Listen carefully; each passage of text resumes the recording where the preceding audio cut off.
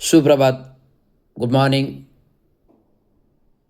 सर्व माझ्या बौद्ध धम्मचक्र प्रवर्तन समितीतील पदाधिकारी सदस्य, जे पदाधिकारी सदस्य, नवनिर्वाचित अध्यक्ष बाळा महाडिक, जनरल सेक्रेटरी रवींद्र चांगो शिंदे, उपाध्यक्ष छगन सोनावणे, खजिनदार शोभा चंद्रकांत शिर्के, मुख्य चिटणीस सुरेश अडसुळे, सदस्य प्रभाकर चांगो शिंदे, जनार्दन कांबळे, अनंत वाटवे, गणेश कांबळे, दिनेश वाटवे, विनोद माधव शिंदे, प्रमोद इंगळे, चंद्रबान आझाद, सुनील चव्हाण या सर्व नवनिर्वाचित कमिटी सदस्य यांचं मी प्रथम अभिनंदन करतो. जी कमिटी गेल्या वर्षी 29 मे 2025 रोजी उपायुक्त धर्मादाय आयुक्त यांनी 2012 पासूनची कमिटी जी अग्रेषित केली होती उपायुक्त धर्मादाय आयुक्तांकडे, त्या कमिटीला समिती व्यतिरिक्त बाहेरील लोकांनी हरकती घेतल्या होत्या की प्रभाकर शिंदे, कांतीलाल मणिलाल शहा हे 2 व्यक्ती बौद्ध धम्मचक्र प्रवर्तन समितीचे मुख्य कमिटीमध्ये नसावेत.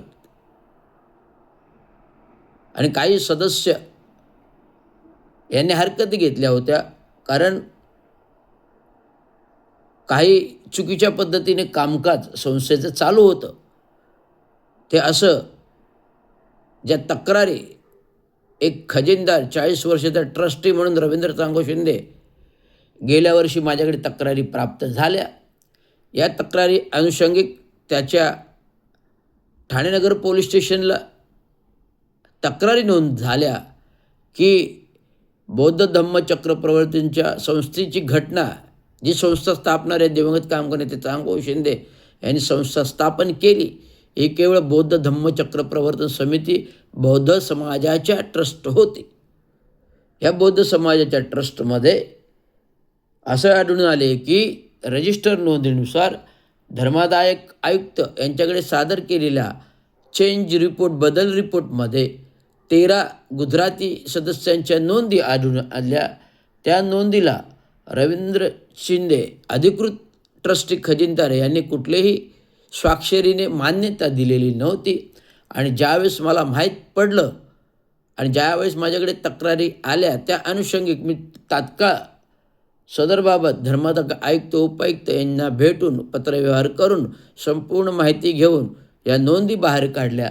आणि संस्थेचा जो काही 2012 पासून ते आत्तापर्यंत जो वाद चालू होता, जो घटनाबाह्य म्हणजे समिती, बौद्ध धम्म समिती चक्रप्रवर्तन बाह्य लोकांनी हरकत घेतली होती, ते बाह्य लोकांची हरकत आणि प्रभाकर चांगो शिंदे हे तात्पुरते प्रभारी अध्यक्ष यांची कमिटी 29 मे 2025 रोजी धर्मादाय आयुक्त, उपायुक्त यांनी खारिज केली.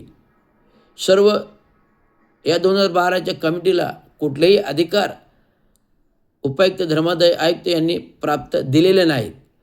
आणि आणखी सांगावायचे म्हणजे बौद्ध धम्मचक्र प्रवर्तन समिती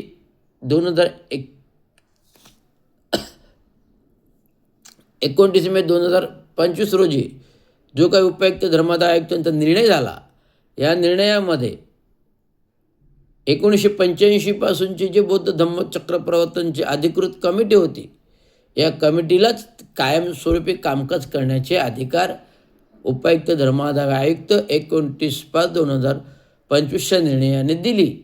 त्याच्या प्रति मी आपल्या सर्व सदस्य लोकांना एक अहवाल आणि त्या निर्णय, उपायुक्त धर्मादाय आयुक्तच्या निर्णयाच्या प्रति सर्वांना मुख्य चिटणीस असलेले बाळा महाडिक यांच्या थ्रू पाठवण्यात आलेल्या आहेत. तर मागच्या महिन्यातील 19 तारखेला